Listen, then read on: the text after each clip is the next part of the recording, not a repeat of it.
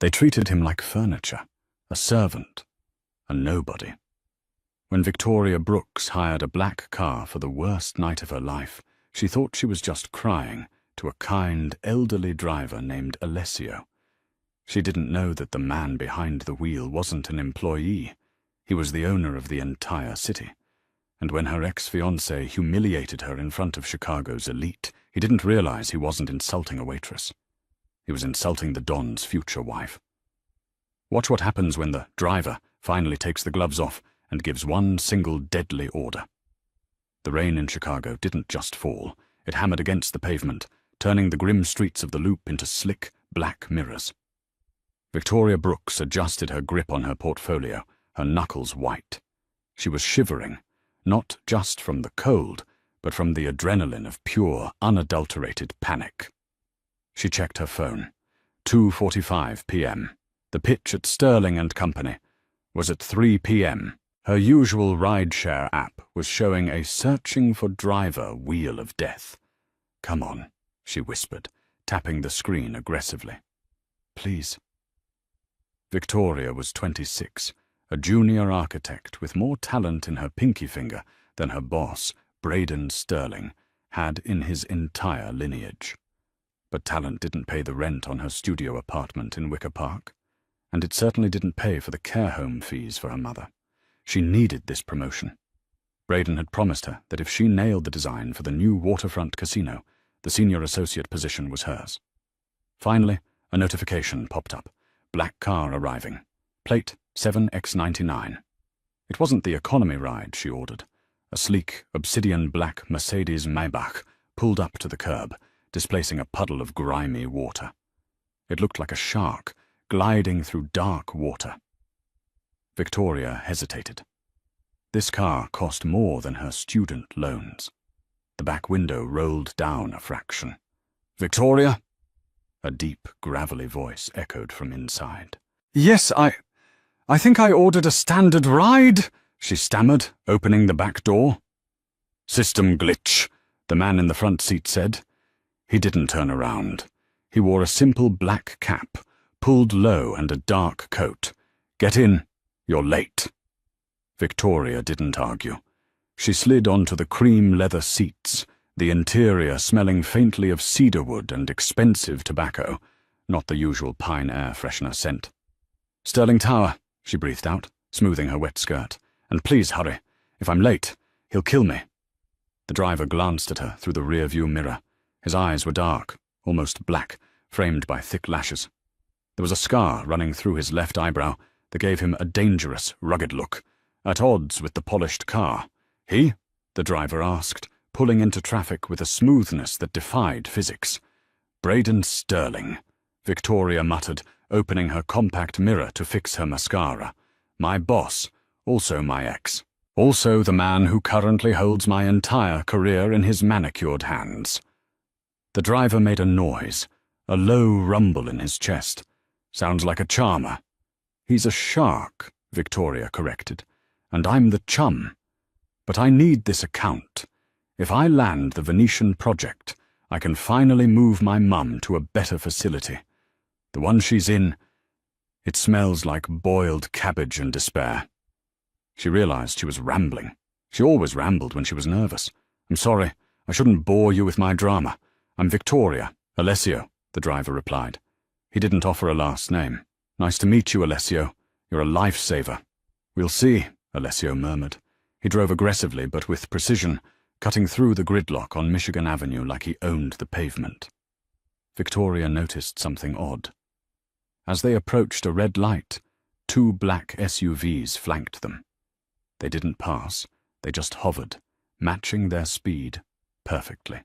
When they pulled up to the gleaming glass spire of Sterling Tower, Alessio put the car in park. "Go get him, Victoria," he said, his voice surprisingly gentle. "And remember, sharks only bite when they smell blood. Don't bleed." Victoria paused, her hand on the door handle. It was strange advice from a driver. "Thank you, Alessio. Wish me luck." "You don't need luck," he said, his eyes meeting hers in the mirror again. There was an intensity there that made her breath hitch. You have talent. That's dangerous enough." Victoria scrambled out of the car, rushing into the revolving doors. She didn't see Alessio lift a radio to his lips as he watched her go. "Target is inside," Alessio said, his voice dropping the casual tone. "Keep eyes on the perimeter. If Sterling touches her, burn the building down." The boardroom on the 40th floor was freezing. It was a power move. Braden kept the thermostat low so everyone else would be uncomfortable while he sat in his cashmere vest, perfectly acclimated. Victoria stood at the head of the long mahogany table. Her schematics were displayed on the massive 85-inch monitors. She had poured 3 months of her life into these designs. The casino looked like a flowing wave of glass and steel, respecting the Chicago skyline while offering something entirely new. And that, Victoria concluded, her voice steady, despite her trembling hands, is how we maximize the floor space while keeping the aesthetic integrity. Silence filled the room. Braden Sterling sat at the far end, spinning a Mont Blanc pen between his fingers. He was handsome in a generic trust fund way. Blonde hair slicked back, teeth whitened to a blinding degree. Beside him sat Tiffany Roch, the daughter of the casino's investor. She was looking at her phone, scrolling through Instagram, clearly bored. "It's cute," Tiffany said, not looking up. Victoria blinked. "Cute?" Braden chuckled. "What Tiffany means, Victoria, is that it's charming. But it's small. It meets all the square footage requirements, Braden. In fact, it exceeds them by—" "It's not about the math, sweetie," Braden interrupted, standing up. He walked over to her, invading her personal space. He smelled of expensive scotch and arrogance. "It's about the vibe. This design, it screams budget. It screams intern." "I'm not an intern," Victoria said, her jaw tightening. "I'm a junior architect." "Only because I let you be," Braden whispered, low enough so the other board members couldn't hear. "Let's be honest, Victoria. You were a diversity hire, a charity case. You think you belong in this room with the big dogs?" Victoria felt the sting of tears but refused to let them fall. "I did the work, Braden. This design is solid." Braden turned to the room. "Ladies and gentlemen, I think we can agree that while Miss Brooks has made a valiant effort, we need something with more pedigree. Tiffany has actually introduced me to a firm from Milan, Rossi & Sons. They'll be taking over the Venetian project." The room spun. Victoria felt the blood drain from her face. You outsourced it. You promised me." "I promised you an opportunity," Braden shrugged, returning to his seat. "You failed to impress. Now, if you'll excuse us, we have real business to discuss. You can see yourself out." "Oh, and Victoria?" She stopped at the door, her heart shattered. "Grab us some coffees on your way out. 2 lattes, oat milk. Thanks." Laughter rippled through the room. It was the coffee comment that broke her. It was the ultimate reduction of her worth. Victoria walked out of the boardroom, past the receptionist who gave her a pitying look, and into the elevator. As soon as the doors closed, she slumped against the metal wall, a sob escaping her throat. She exited the building in a daze. The rain had stopped, leaving the city grey and cold. She didn't know where to go. She couldn't go home to the empty apartment. She couldn't go to her mum and tell her she failed. She stood on the curb, hugging her portfolio, feeling small and invisible. Suddenly the sleek black Maybach pulled up again. The window rolled down. "Rough meeting?" Alessio asked. Victoria looked at him, and the dam broke. She nodded, tears streaming down her face. "Get in," he commanded. This time he didn't wait. He got out of the car, tall, broad-shouldered, imposing in his dark coat, and opened the back door for her. He ushered her in like she was royalty, shielding her from the wind with his body. Alessio didn't ask where she wanted to go. He drove them toward the Navy Pier, parking in a secluded spot overlooking the churning waters of Lake Michigan. He killed the engine. "Talk," he said. He had turned in his seat to face her. Without the driving cap, she saw his face clearly for the first time. He was older than her, maybe mid-30s, with silver threading through his dark hair at the temples. His eyes were hard, but his expression was attentive. "He fired me from the project." Victoria wiped her eyes with the back of her hand. "He gave it to some Italian firm. And then he asked me to get coffee. Like I was his maid." Alessio's hands tightened on the steering wheel until the leather creaked. "Braden Sterling did this?" "Yes. He said I didn't have the pedigree. He said I was a charity case." She laughed bitterly. "Maybe he's right. I'm just a girl from the South Side trying to play dress-up in corporate America." "He's wrong," Alessio said, his voice dropping an octave. It sounded like tectonic plates shifting. "And he's a fool. It doesn't matter. He wins. He always wins. His father owns half the city, and the other half is scared of him." Alessio reached into the glove compartment and pulled out a silver flask. He handed it to her. "Brandy. Drink." Victoria took a swig. It burned, but it settled her nerves. "Why are you being so nice to me, Alessio? You're just a driver. You don't need to deal with my mess." "I'm not just a driver," he said cryptically. "And maybe I hate bullies. He's not just a bully. He's powerful. He has connections with the mob, or so the rumors say. That's why no one touches him." Alessio threw his head back and laughed. It was a sharp, barking sound.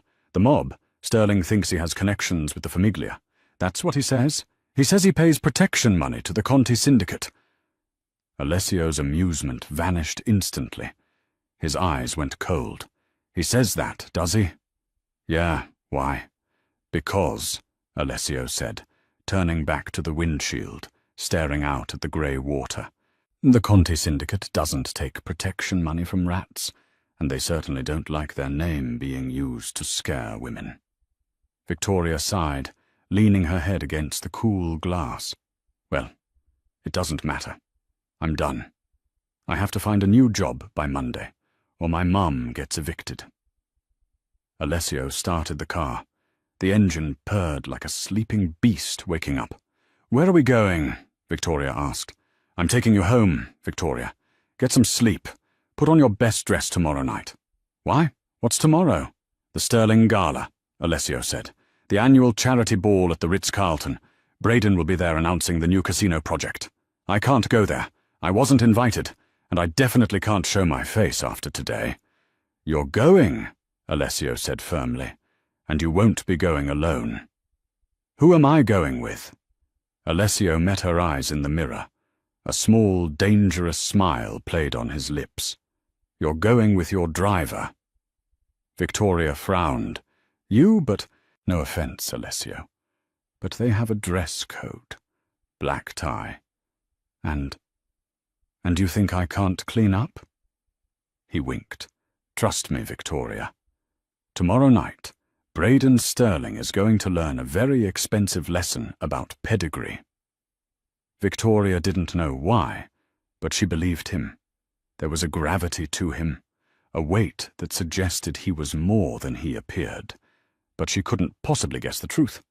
She didn't know that the man driving her home wasn't Alessio the chauffeur. He was Alessandro Conti, the capo dei capi, the head of the Conti syndicate, the man Braden Sterling claimed to pay, but had never actually met. And Alessandro Conti had just decided that Braden Sterling's subscription to life had expired. The next day, a package arrived at Victoria's apartment. No return address. Inside was a dress. Not just a dress, a weapon made of emerald silk. It was a backless gown that looked like it had been sculpted specifically for her body. Tucked into the folds was a diamond necklace that looked heavy enough to anchor a boat. A note was attached on heavy cream cardstock. 7 p.m. Don't be late. Victoria stared at the mirror. She hardly recognized herself. The silk draped over her curves, the emerald color making her eyes pop. She looked dangerous. She looked expensive. At 7 p.m. sharp, the black Maybach was downstairs. But when she walked out, Alessio wasn't in the driver's seat. A young man with a buzz cut was holding the door open. "Where's Alessio?" she asked, clutching her clutch bag. "He's waiting for you at the venue, Mum," the young man said, bowing his head respectfully. "My name is Dante. I'll be your transport." The ride to the Ritz-Carlton was a blur. Victoria's heart hammered against her ribs. What was Alessio doing? Was he going to crash the party in his chauffeur uniform? They would throw him out. They would throw her out. The Ritz was swarming with paparazzi. As the car pulled up to the red carpet, Dante hopped out and opened her door. Camera flashes blinded her. She stepped out, head high, just as she had practiced. She scanned the crowd for Alessio. She expected to see him standing by the valets, maybe in a rented tuxedo. She didn't see him. She walked up the stairs, trembling. The ballroom was packed with Chicago's elite. Crystal chandeliers, champagne fountains, a string quartet playing soft pop covers. And there, in the center of the room, holding court, was Braden. He had his arm around Tiffany Roche. He looked like the king of the world. Victoria took a breath and stepped into the room. The emerald dress caught the light. Heads turned. Conversations stalled. She saw Braden's eyes widen. He dropped his arm from Tiffany's waist. He marched over to her, his face flushing red. "What the hell are you doing here?" he hissed, grabbing her elbow. "I fired you. You're trespassing." "I'm a guest," Victoria said, pulling her arm away. "Guest? Whose guest?" "The janitor's." Braden laughed cruelly. "Security! Get this trash out of here." Two burly security guards started moving towards them. Tiffany sashayed over, a smirk plastered on her face. "Oh, honey, did you spend your severance pay on a rental dress? You look desperate." "She's leaving," Braden announced to the room, enjoying the audience. "Sorry, everyone. Disgruntled ex-employee. It's sad, really." The security guard reached for Victoria. "Don't touch her." The voice didn't shout. It didn't have to. It cut through the noise of the ballroom like a whip crack. It was deep, authoritative, and terrifyingly calm. The entire room went silent. The music stopped. At the top of the grand staircase stood a man. He was wearing a bespoke Tom Ford tuxedo that fit him like a second skin. He wasn't wearing a chauffeur's cap. His hair was styled back, revealing the sharp, predatory angles of his face. He radiated power. Pure, unadulterated violence wrapped in civility. It was Alessio. But it wasn't the Alessio who drove the car. This man walked down the stairs with the slow, deliberate gait of a predator entering a pen of sheep. The security guards froze. They looked at the man, then went pale. They backed away from Victoria instantly, bowing their heads. "Mr. Conti," the head of security whispered, his voice trembling. Braden frowned, looking confused. "Conti? Who is—" Then the color drained from Braden's face. He knew the name. Everyone in Chicago knew the name. They just rarely saw the face. Alessio walked straight up to Victoria. He didn't look at Braden. He didn't look at Tiffany. He took Victoria's hand and kissed her knuckles. "You look breathtaking, Cara," he said softly. Then he turned to Braden. The warmth vanished from his eyes, replaced by a void. "I believe," Alessio said, his voice echoing in the silent hall. "You were just asking my date to leave." Braden stammered. Your date? "Sir, I didn't know. She's just an intern." "I thought—" "You thought wrong." Alessio stepped closer. Braden shrank back. "You seem to use my name a lot, Mr. Sterling. I hear you tell people we are partners, that I protect you. It's just business talk," Braden squeaked, sweat beading on his forehead.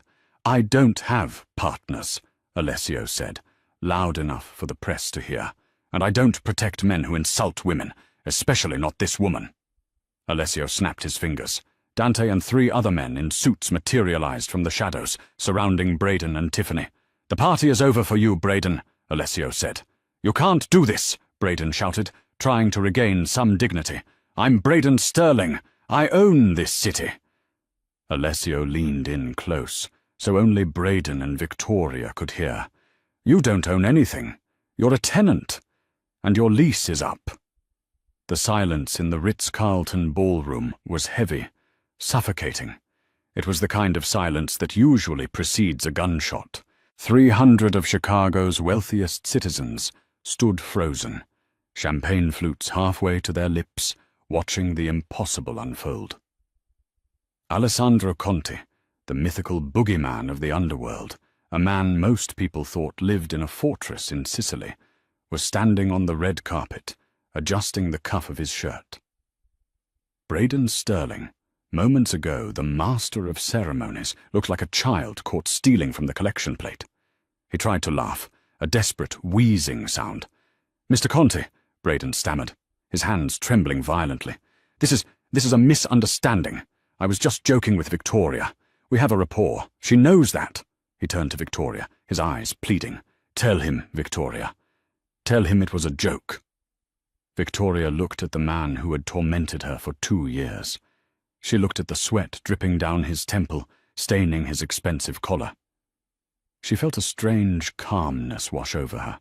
"It wasn't a joke, Braden," she said, her voice clear and ringing through the hall. "You humiliated me. You stole my work. And you treated me like a servant." Alessandro's hand rested on the small of Victoria's back. It was a warm, heavy weight that grounded her. He looked at Braden with bored indifference, which was far more terrifying than anger. "You see, Braden," Alessandro began, his voice smooth as velvet, but sharp as a razor, "I did a little digging while I was driving Miss Brooks around yesterday. I looked into your empire." Alessandro signaled to Dante. The young man stepped forward and handed Alessandro a tablet. "Sterling and Company is currently leveraged at 400%, Alessandro read, scrolling casually. "You borrowed money from the Petrov Bratva to cover your gambling debts in Macau. You forged the environmental reports for the Venetian project. And, most insultingly, you've been telling the Petrovs that I back you, so they wouldn't break your legs." Gasps rippled through the crowd. Tiffany Roche, who had been clinging to Braden's arm, recoiled as if he were radioactive. She stepped away, smoothing her dress, putting 5 feet of distance between them. That's a lie!" Braden shrieked, his composure shattering. "He's lying! He's a criminal!" "I am a criminal," Alessandro agreed, handing the tablet back to Dante. "But I am an honest one. You, Braden? You're a fraud." Alessandro turned to the crowd. "The Venetian project belongs to the architect who designed it. From this moment on, Conti Holdings is acquiring the debt of Sterling and Company. We are seizing all assets." He looked down at Victoria. "And we are appointing Miss Brooks as the lead architect and CEO of the new development firm." Victoria's mouth fell open. "Alessandro, I accept it," he whispered to her. "It's yours." Braden snapped. The humiliation, the financial ruin, the loss of his status. It was too much. His face twisted into a mask of pure hate. He reached into his tuxedo jacket. "You think you can take everything from me?" Braden screamed, pulling out a small silver pistol. It was a coward's gun, shaking in his grip. He pointed it not at Alessandro, but at Victoria. "If I go down, she goes with me." The crowd screamed. People dove under tables. Time seemed to slow down. Victoria stared at the barrel of the gun. She couldn't move. Alessandro didn't flinch. He didn't dive. He didn't panic. He simply stepped in front of Victoria, shielding her body with his own. He looked at the gun, then up at Braden's eyes. "You have made a grave error," Alessandro said softly. Braden's finger tightened on the trigger. "Drop him," Alessandro said. It was the order, the deadly order. It didn't come from Alessandro's gun. It came from the shadows. A single shot rang out from the balcony level, a suppressed thwip that sounded like a heavy book falling. Braden screamed as his hand exploded in a mist of red. The pistol clattered to the floor. Before Braden could even drop to his knees, Dante and 2 other guards were on him. They didn't prioritize his medical needs. They slammed him face first into the marble floor, zip-tying his hands behind his back with brutal efficiency.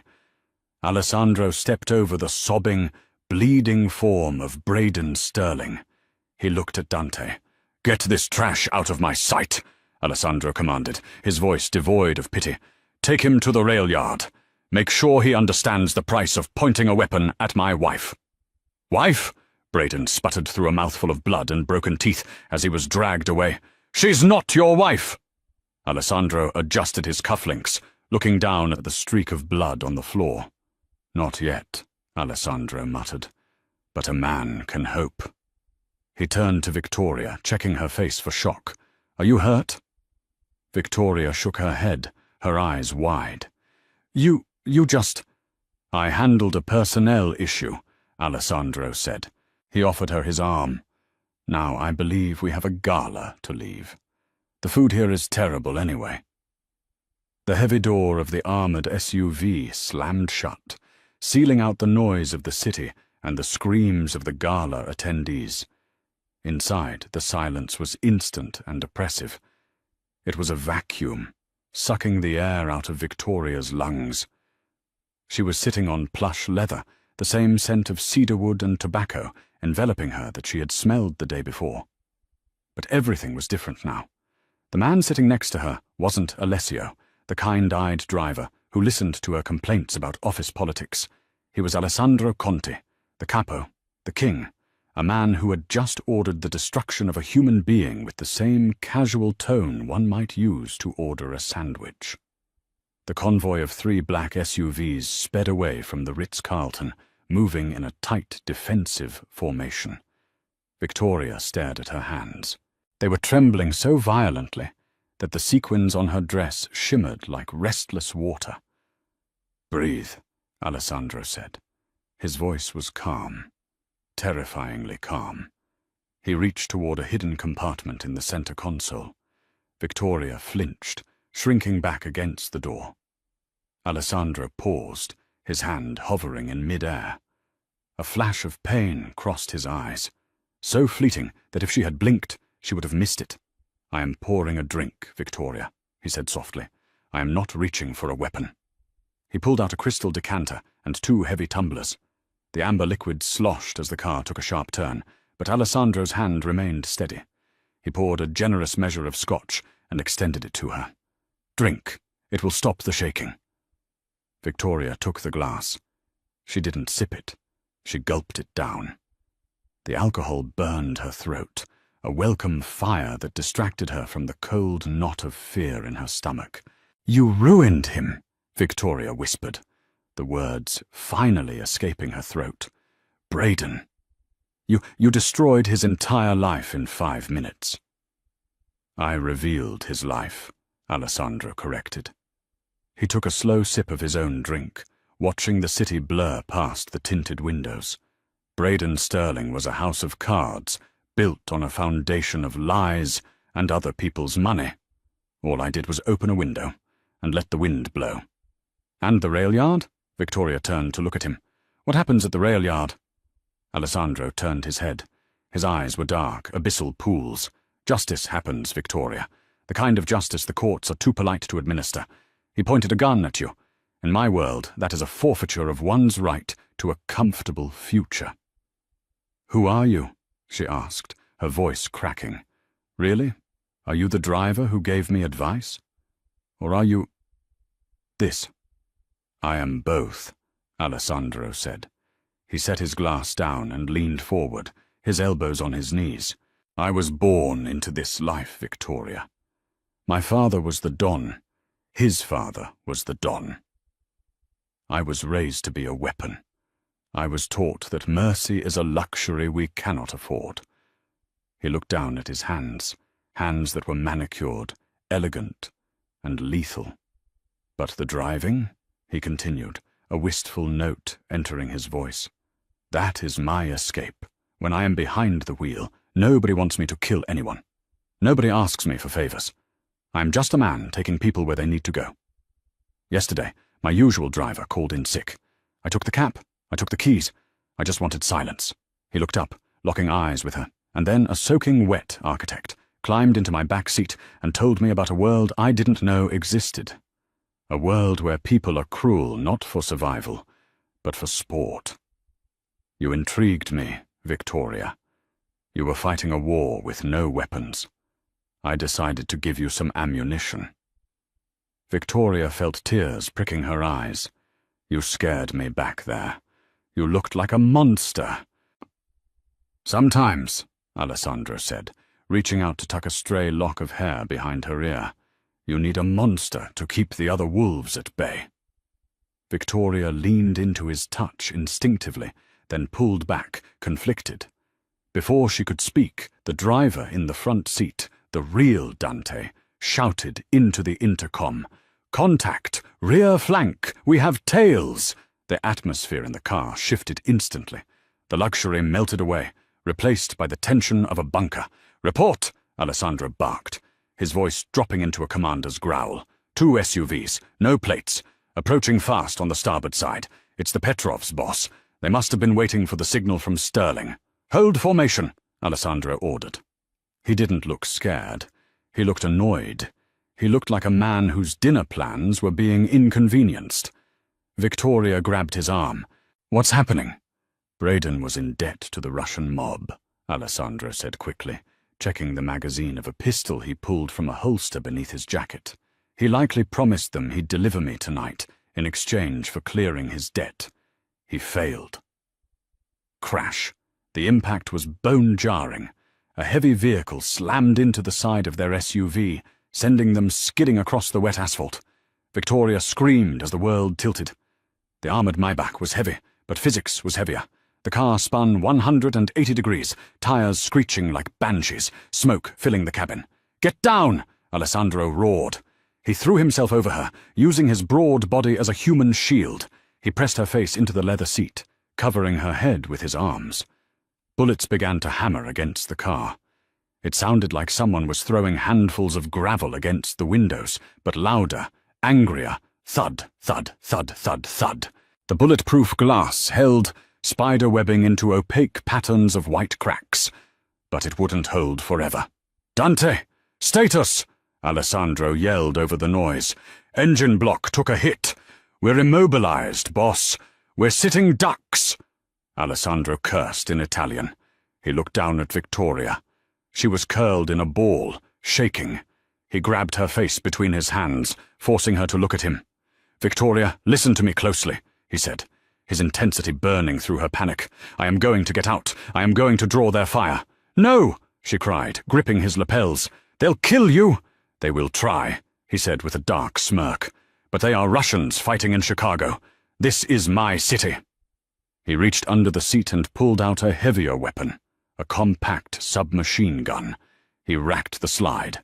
"Stay on the floor. Count to 100. Do not open this door until you hear my voice. Do you understand? Alessandro, please." He kissed her hard on the mouth, a kiss of adrenaline and desperation. "Start counting." He kicked the door open. The noise of the outside world roared in. Sirens shouting, and the deafening crack of automatic fire. Alessandro rolled out onto the pavement, and the door slammed shut behind him. "1," Victoria sobbed, pressing her hands over her ears. 2, 3. Outside, hell had broken loose. Alessandro moved not like a man, but like a phantom. He used the cover of the smoking vehicle, moving low and fast. He could hear the shouting of the Petrov soldiers. They were disorganized, relying on brute force. They didn't know who they were dealing with. He saw 2 men advancing on the car. Alessandro didn't hesitate. 2 shots, double taps to the chest. They dropped before they even saw him. 15, 16, 17. Inside the car, Victoria could feel the vibrations of the fight. The car rocked as a body slammed against it. She squeezed her eyes shut, visualizing Alessandro, not the monster, but the man who had bought her address, the man who had listened. 42, 43. "Cover fire!" Alessandro shouted to his men. Dante and the other guards were engaging the second van. Alessandro saw the leader of the hit squad taking aim at the rear window where Victoria was hiding. A cold rage, darker than anything he had ever felt, surged through him. It wasn't business anymore. He broke cover. He sprinted across the open ground, bullets kicking up sparks around his feet. He raised his weapon and fired a precise burst. The gunman fell. Alessandro reached the enemy van, pulled the pin on a flashbang grenade he kept on his belt, and tossed it through the driver's window. Boom!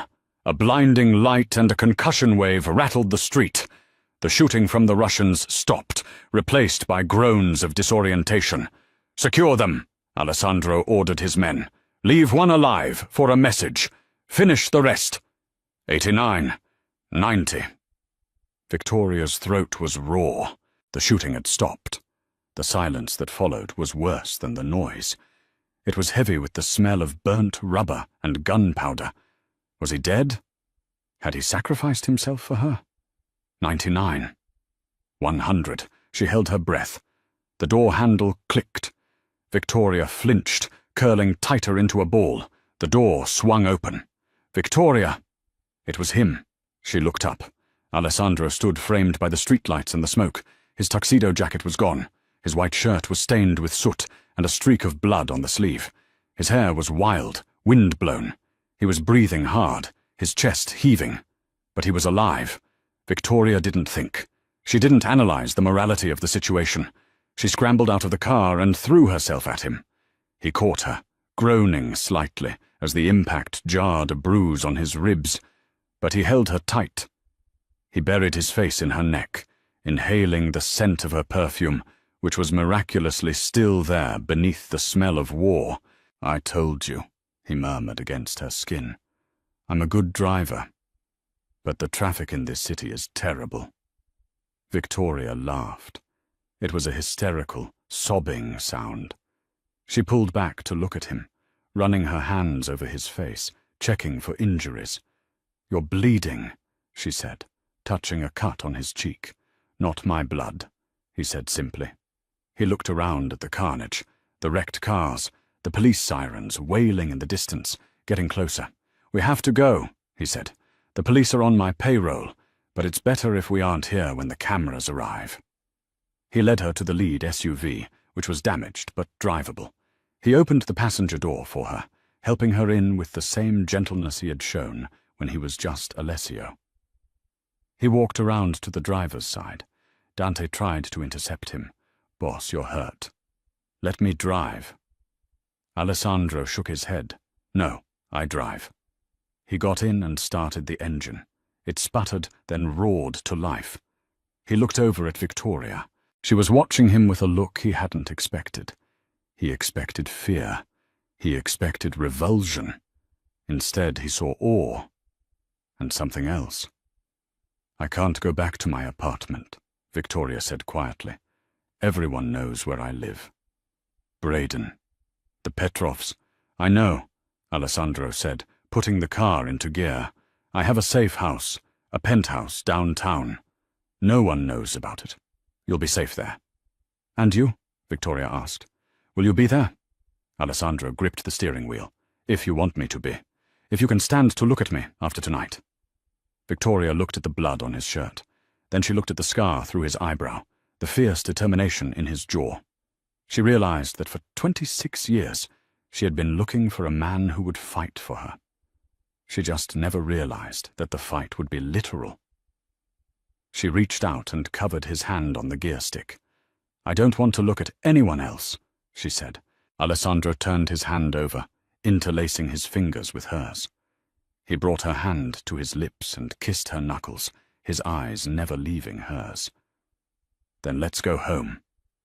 He pressed the accelerator. The SUV surged forward, leaving the wreckage of the past behind them, driving toward a future that was dangerous, uncertain, and absolutely thrilling. Victoria Brooks wasn't just a passenger anymore. She had chosen her ride. 6 months later. The wind off Lake Michigan was usually biting in November, but tonight the air around the Navy Pier felt electric. Searchlights swept the sky, cutting through the darkness in criss-crossing beams of white and gold. Victoria Brooks stood in front of a floor-to-ceiling mirror in the penthouse suite of the Ritz-Carlton, the same hotel where, half a year ago, her life had almost ended. Tonight, however, she wasn't a guest crashing a party. She was the host. She smoothed the fabric of her gown. It was a custom piece from Milan, a shimmering column of silver that made her look like a statue forged from moonlight. "Stop fidgeting," a deep voice rumbled from the doorway. "You look perfect. Dangerous, but perfect." Victoria turned. Alessandro was leaning against the doorframe.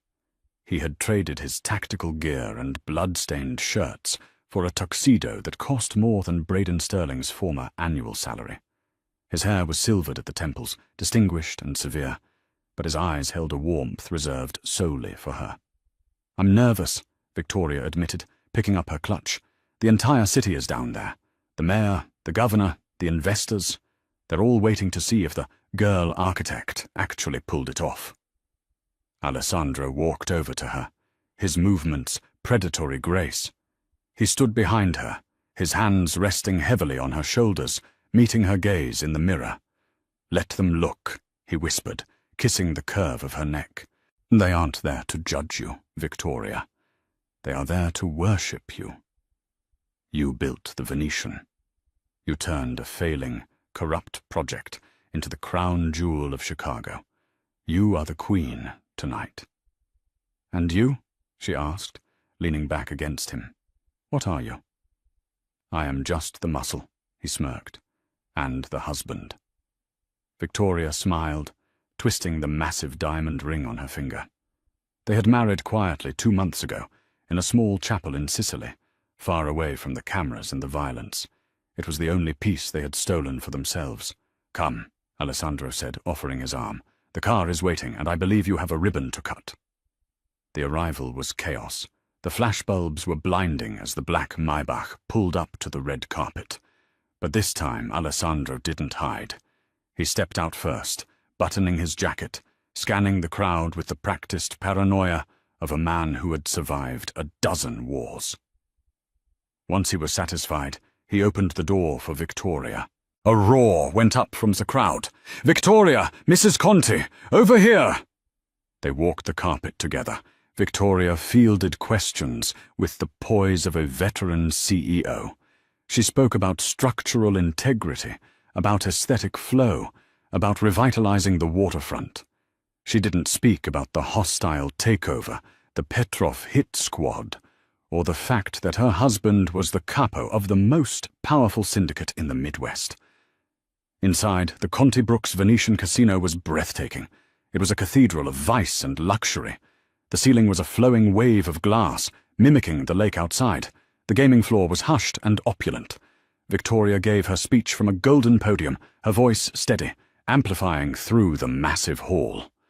"Architecture is about legacy," she told the crowd of thousands. "It is about leaving something behind that says, 'We were here.' Some people try to build legacies on lies. We built this on truth and steel." Thunderous applause filled the room. Alessandro stood in the front row, his face unreadable to the public, but Victoria saw the pride burning in his eyes. After the speeches, the gala began. Champagne flowed like water. Victoria was cornered by the city planner, who was practically begging to approve her next zoning permit. "Excuse me," Victoria said politely, extracting herself. "I need a drink." She signaled for a waiter. "Champagne, Mrs. Conti?" a voice asked from behind her. Victoria froze. She knew that voice. It was thinner now, raspier, stripped of its arrogance, but she knew it. She turned slowly. Holding a silver tray of empty flutes was a man. He was gaunt, his skin sallow and grey. His hair, once blonde and perfectly coiffed, was thinning and greasy, combed over in a desperate attempt to hide the bald spots. He wore the generic, ill-fitting white jacket of the catering staff. His name tag hung crookedly on his lapel. Braden. It was Braden Sterling. He wouldn't look her in the eye. He stared at her diamond necklace, his hands shaking so badly the glasses on his tray clinked together like wind chimes. "Braden," Victoria said. Her voice wasn't angry. It was flat. "Hello, Victoria. I mean, Mrs. Conti," Braden mumbled, his eyes darting around nervously. He looked terrified that he might drop a glass. Alessandro appeared at Victoria's elbow instantly, sensing the shift in her mood. He didn't say a word. He just stared at Braden. Braden flinched violently, taking a step back. I was just clearing the glasses, Mr. Conti. I wasn't bothering her. Please." Victoria looked at the man who had once held her career in his hand, the man who had called her a charity case, The man who had tried to end her life because his ego couldn't handle her talent. She expected to feel hate. She expected to want to scream at him. Instead, she felt nothing. He was insignificant, a bug that had already been crushed. "I don't want champagne," Victoria said coolly. "Oh, of course," Braden stammered. "Whatever you want. I can get you a martini? A scotch?" Victoria tilted her head, a small, cold smile playing on her lips. "Actually, Braden," she said, her voice loud enough for the nearby socialites to hear, "I'd like a latte. Oat milk. Make sure it's hot." Braden's face went white. It was the exact order he had used to humiliate her in the boardroom 6 months ago. The circle was complete. We don't have an espresso machine at this station," Braden whispered, humiliated tears welling in his eyes. "Then run to the kitchen," Alessandro said. His voice was a low growl that made the hair on the back of Braden's neck stand up. "And don't keep my wife waiting." "Yes, sir. Right away, sir." Braden scurried away, limping heavily on the leg that the Petrovs had shattered before his arrest, a permanent reminder of his bad debts. Victoria watched him go. She felt a hand on the small of her back. "Was that satisfactory?" Alessandro asked quietly. "It was closure," Victoria replied. She turned to her husband. "You hired him?" "I bought the catering company," Alessandro shrugged, taking a sip of his bourbon. "He needed a job after he got out on parole. Nobody else would hire him. I thought it was only fair to give him an entry-level position. He has a lot to learn about service." Victoria laughed, a genuine, bubbling sound. "You are a terrible man, Alessandro Conti." "I am a just man," he corrected. "Now, are you done with this circus? I believe we have made an appearance." "But the latte?" Victoria teased. "He's running to get it." "Let him run," Alessandro said, taking her hand. "He can leave it on the table. We won't be here." They slipped out through the kitchen exit, bypassing the paparazzi and the sycophants. The cool night air of the alleyway was refreshing. The black Maybach was waiting, idling softly. Victoria walked toward the passenger door, but Alessandro stopped her. "Not tonight," he said. He tossed her the keys. Victoria caught them, surprised. "You want me to drive?" "It's your car, Victoria. It's your company. It's your city," Alessandro said, walking around to the passenger side. "I'm just along for the ride." Victoria looked at the keys in her hand. For so long, she had been a passenger in her own life, letting men like Braden steer her, letting circumstances dictate her route. Even with Alessandro, she had often relied on his protection. But tonight felt different. Tonight, she was the one in control. She slid into the driver's seat. The leather was cool and familiar. She adjusted the mirrors. Alessandro got in beside her, leaning back, closing his eyes with a content sigh. "Where to, Mr. Conti?" she asked, starting the engine. The V12 roared to life, a beast waking up. Alessandro opened one eye, looking at her with that intense, smouldering gaze that still made her knees weak. "Take me home, Victoria," he said. "Take me anywhere. As long as you are driving, I am safe." Victoria shifted into gear. She looked in the rearview mirror one last time. She saw the back door of the casino open, and Braden running out into the alley with a paper cup in his hand, looking frantically for them. She didn't stop. She didn't wave. She pressed the accelerator, and the Maybach shot forward, leaving the past in a cloud of exhaust. They sped onto Lakeshore Drive, the city lights blurring into streaks of gold and neon. Victoria drove fast, confident, her hand resting on the center console. Alessandro covered her hand with his own. She wasn't the victim anymore. She wasn't the intern. She wasn't even the passenger. She was the driver, and the road to Akiura ahead was wide open. And that is the story of how a single ride changed everything. Braden Sterling learned that when you try to crush someone, you'd better make sure they don't have a guardian angel with a suppressed carbine and a fleet of armored cars. Victoria proved that sometimes the only way to win the game is to flip the board over and start fresh, with a little help from the underworld. From the boardroom to the getaway car, Victoria and Alessandro showed us that love isn't just about flowers and chocolates. Sometimes it's about bulletproof glass and vengeance served cold. What did you think of the ending? Was forcing Braden to serve the latte the perfect karma, or should Alessandro have let the Russians finish the job? Let me know your thoughts in the comments below. If you enjoyed The King in the Driver's Seat, please give this video a like and share it with a friend who needs a little drama in their life. And don't forget to subscribe and hit that bell icon. We have a brand new story coming tomorrow about a nanny who discovers her boss is actually a werewolf king. You won't want to miss it. Thanks for watching.